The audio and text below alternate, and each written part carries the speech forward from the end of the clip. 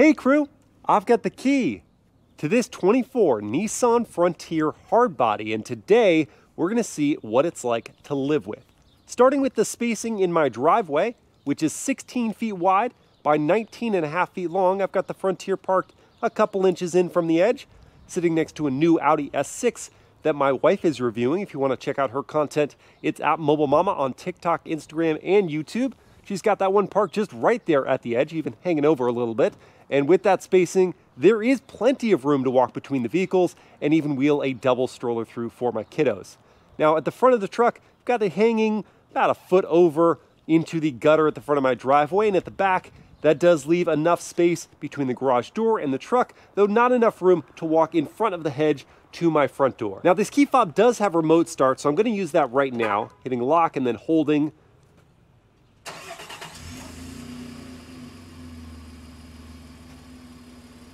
That does give me a chance to listen to the idle, which is extremely mellow. That's not going to disturb anyone, and it's nice to have remote start because that means I can get the climate control system going when it's a really hot day or cold day. And now with the key fob kind of with me, I can just press my finger on this remote unlock button, and that will unlock the doors. The mirrors didn't fold in. That's not a feature of this vehicle. This is one defined notch of door opening. I can go to, heck, I can swing it all the way out and still not touch the Audi S6, and that's going to give me plenty of room to get inside this cabin. Hello cabin crew, thanks for joining for this day in life in the 24 Nissan Frontier Hardbody. Now in this video I want to see how Nissan's midsize pickup compares to the Tacoma and the Ford Ranger in terms of livability. And I'll begin by first just hitting the start stop button with my foot on the brake, and that will actually allow me to drive the vehicle to engage a gear. Otherwise, it would just shut down if I tried to move the gear selector. Now, before I get going, I want to show you where I stashed the items I brought with me. So I've got my smartphone here on this open pad, and I will need to plug it in if I want to get that charged because there is not a wireless charging pad system. And then back in front of the console, there is another tray, again, not a wireless charging pad. Underneath that console, I do have plenty of storage for things like my Racebox 0 to 60 timer and my GoPro accessories. My wallet is also kind of just stashed in there. Inside this cubby here, I typically stick the key fob, and then up top, I've got my sunglasses with a felt-lined piece to protect the lenses. The storage inside this cabin is excellent. Now it's time to throw on my seatbelts, pull it back into drive, release the foot-operated parking brake, and roll on forward. And it probably goes without saying, but clearance, not really an issue in the Frontier. So I don't even need the benefit of the curb ramps. But because it is trash day, I'm not going to clear those cans. I will have to back up just once before I can make the turn.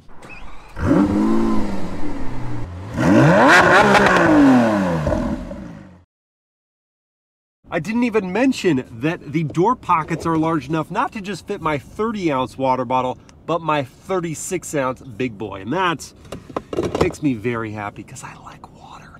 I like a lot of water. First thing on the agenda will be to grab a cup of coffee. And on my way there, I can discuss the around-town ability of this Nissan Frontier. Starting with things as simple as the turn signal sound, which is a traditional tone, one I don't mind too much. I could actually leave that going if I was sitting in a light for a while without getting irritated. Now, what about the turning radius? I couldn't clear the trash cans, but what about this open intersection with two lanes swinging out wide? And I am gonna clear it. That's not really any worse than the Ford Ranger, and it's definitely better than the Toyota Tacoma. For the stop and go of around town, as I go to the brakes, I find it very easy to feel out how much braking force is required to smoothly come up to that stop, and then powering away from the light.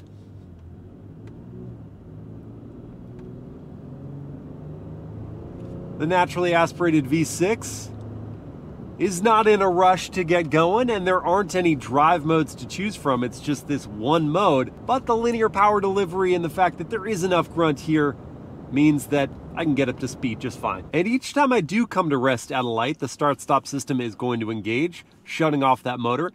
But I only know that because I see it on the display. I don't actually feel it shut off at all. And then when I take my foot off the brake and it comes back on, that's a time when I feel a little rumble of the V6, but it's really not as disruptive as most start-stop systems, so I'm not that encouraged to hit this button, which is physical, very easy to turn on and off. As far as ride quality from the Frontier's independent front suspension and solid rear axle with leaf springs, I do definitely feel the hopping of the back end. Here's a pothole. Pretty well insulated from that imperfection though. And so as you adapt to the movement of the back end, which is, I admit, a little bit less so in competitors with coil springs like the new Tacoma, you find that the ride quality is pretty good in this truck. And helping the comfort factor are these zero gravity seats. They're extremely comfortable, well padded, supportive, with a good bit of adjustability, power adjustments for the driver here. I wish my seat could lower a little bit more, but I do have clearance for my head. I also wish that the steering wheel would telescope in addition to its tilt adjustments, so I could bring it out a little bit more for myself.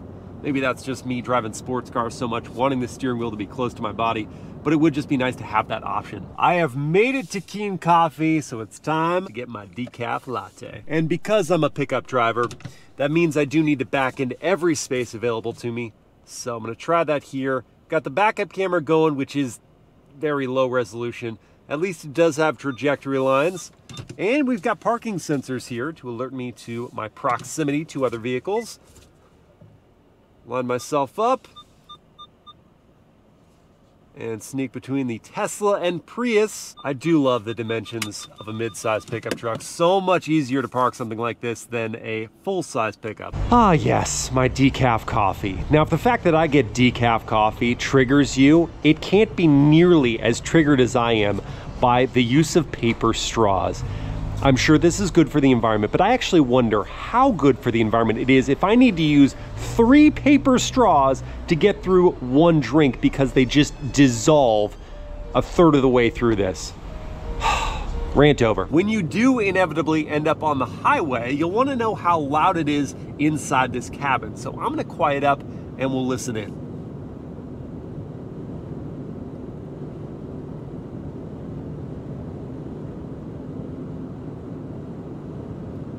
I'll say there's some good news.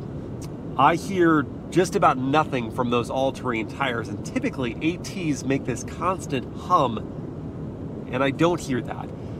Now that could be because I'm hearing a lot of wind noise though, and that makes sense. This is a big boxy shaped vehicle just kind of hurling through the air, but the wind noise isn't egregious. I could still easily have a conversation with fellow passengers, and that's at 70, 75 miles per hour. And I did have a vehicle or two pass me, didn't really hear that.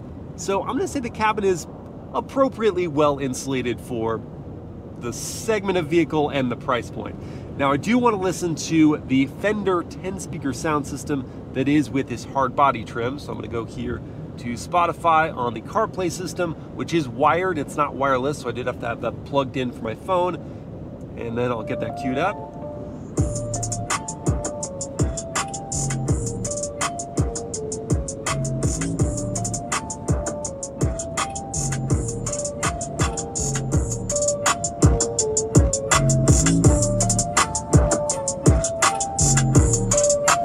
Okay, so the wattage is pretty decent because as I got to the top of the volume limits there, I was hearing a good amount of punch from that system. There is also more distortion, which speaks to the fact that this isn't the highest quality sound system.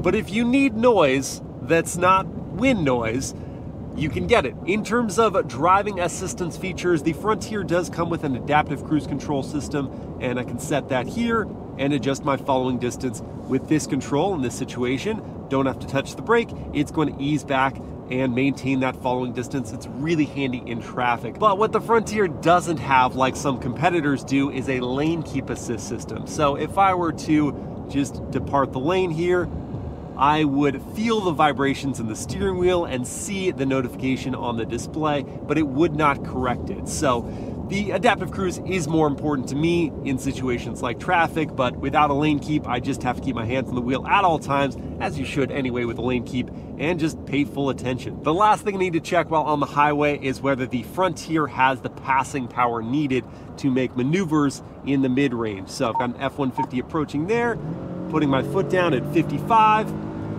I can pop over easy enough. And I'll do that once more with a Lexus RX coming.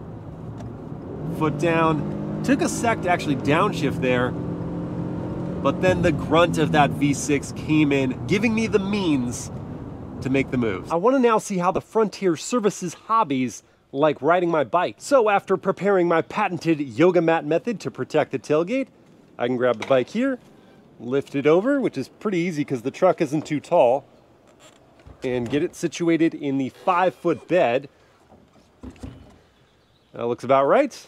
And I'm ready to roll. Since there is now a small obstruction in the rear view, this is a good time to talk about visibility in this Frontier. So out over the hood, it is a very flat hood, but not a very long one, and it does have these depressions in it, so I can get a sense of what's going on in front of the truck, but not a perfect sense all the time. That's when I rely on those parking sensors. Now the front glass for the driver and front passenger is nice and large, and it also has a dip down here so I can see just below the door mirrors. I feel very confident seeing out of those. The back side glass, not as large, and that starts the blind spot that continues off to the optional roll bar system that is part of this hardbody package. Thankfully though, there is blind spot monitoring to help with that. The view at the back is better in some ways than both the Tacoma and the Ford Ranger because the glass is taller. However, the Ford Ranger lets you fold down those rear headrests to get them out of the way. You can't do that in the Frontier. I'm gonna rate the visibility overall out of this Frontier at a B+. Now it's time to see how quick the Frontier will get to 60 with my race box set up to record this real world 0 to 60 test. I've given you anecdotal information about the performance, but let's get some data behind that. And I'm just gonna put my foot down and see how we get there. Good shove. And here comes 60 in 8.15 seconds. Not anemic, but just adequate. Okay, it is just about time to ride. But before that happens, I need to just take a sec. Sit here and enjoy not just the views, but the final cool hour of the day. It's gonna be a hot one.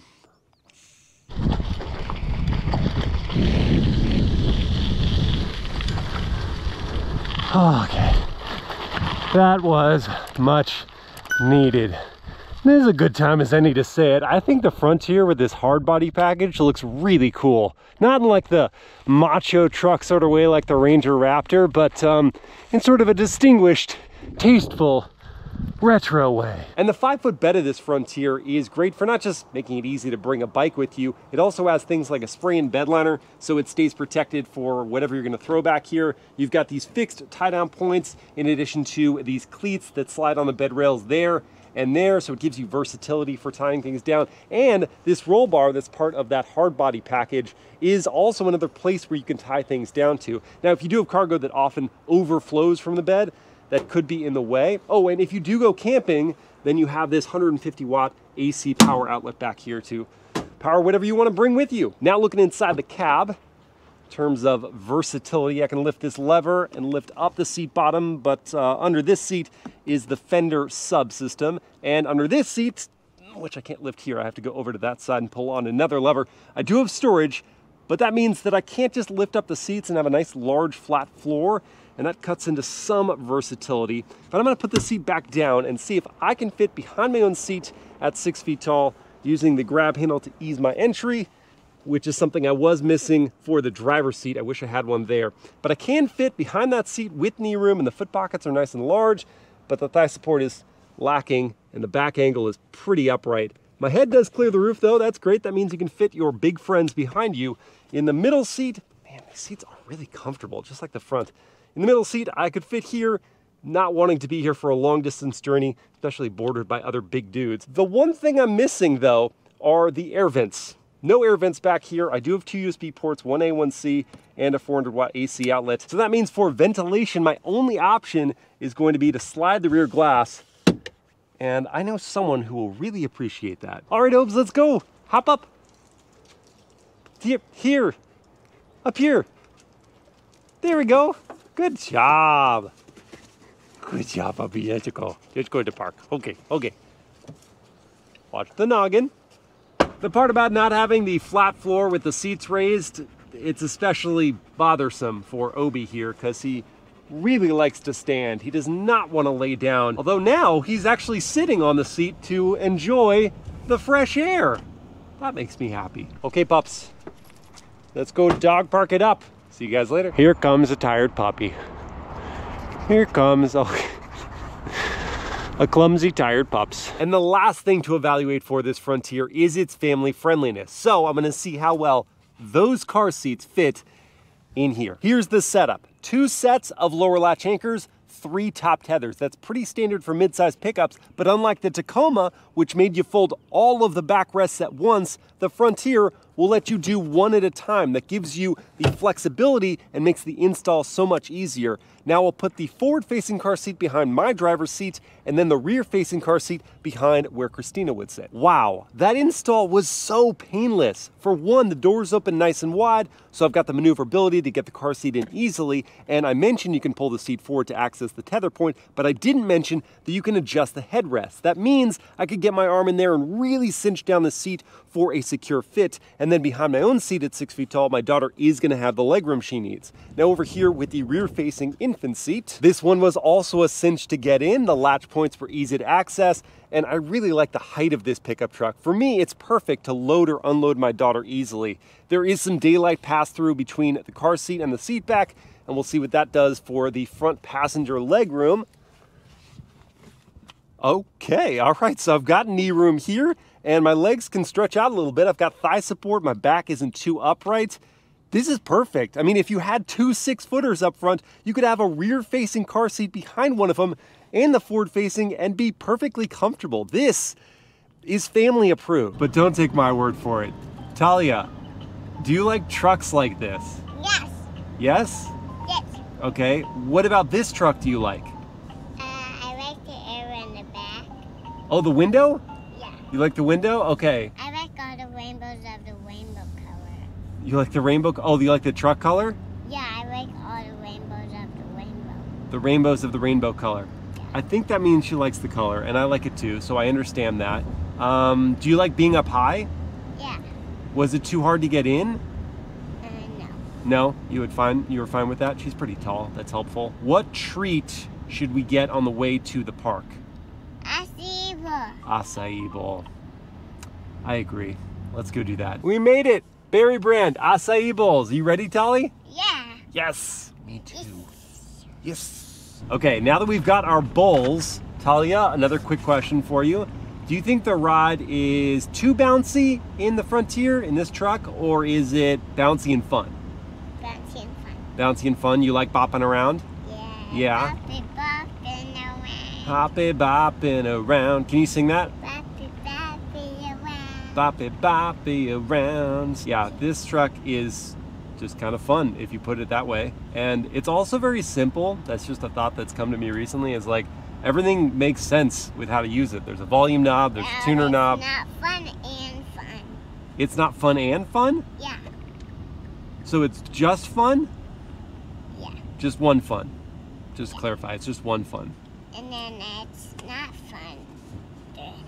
It's one fun, and then it's one not fun. Okay.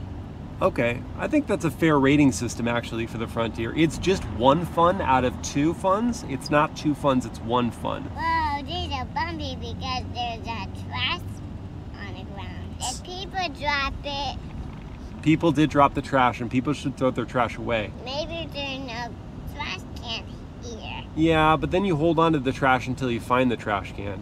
Yeah. Yeah, that's what we do. But they just dropped it because they can't find any trash can. Yeah, I think they gave up a little too early. You gotta hold on to your trash and throw things away. Makes it better for everyone. Maybe they were still tired. Maybe they were tired. This is really good, deep thoughts that we're having right now. But Talia, Yay, we're here at the park, and should we have the acai bowls on a bench, or should we eat it in the truck bed? Truck bed. Truck bed. We have to eat some part on the truck bed and some part on the bench. Some part on the truck bed, some part of the bench. I think that's a good idea. I think we'll do One that. part on She the- really tells me how to live my life, and I'm honestly better for it. Well, I'll tell you one thing for sure, we wouldn't enjoy these acai bowls nearly the same way if it wasn't in the truck bed. Well, it's just about time to put some fuel in this 21-gallon tank, and the EPA rates the four-wheel drive Frontier at 18 mpg in the city, 23 on the highway, and 20 combined. If I did see 20 combined, then with this 21-gallon tank, I'd have a fuel range of 420 miles. However, over the last 250 miles, I've been seeing just 16 miles per gallon. And at current fuel prices of $4.73 for 87 octane fuel, that is the only required fuel for this V6, it's gonna cost me just about 99 bucks to fill this tank, and there isn't capless fueling. More work for me. Well, crew, at the beginning of this video, I pondered whether the Nissan Frontier was better or worse to live with than other mid-size pickups like the Ford Ranger and Toyota Tacoma. And after some quality time behind the wheel, I can share several ways in which it's as agreeable or more so than those trucks, and a few in which it's less enjoyable. Visibility, comfort, and space are all on par or better than competitors, making this a livable solution even for families with little ones. The Frontier is also appreciably simple, with intuitive and, yeah, in some cases, dated controls. Oh, and the hardbody package makes it look seriously cool. In the power department, the Frontier isn't a slug, but it lags behind competitors in real-world use. The lack of rear air vents can be an issue on hotter days for rear passengers, and big dogs like mine really would prefer a flat floor. The ride is well dampened, though bouncy, and at this $46,000 as tested price, I'd at least expect leatherette seat covers. In short, if you're considering a mid-size pickup truck, don't forget about the Frontier. You may find its simplicity and space to be refreshing. I hope you guys have enjoyed this day in the life, and I will see you again next time.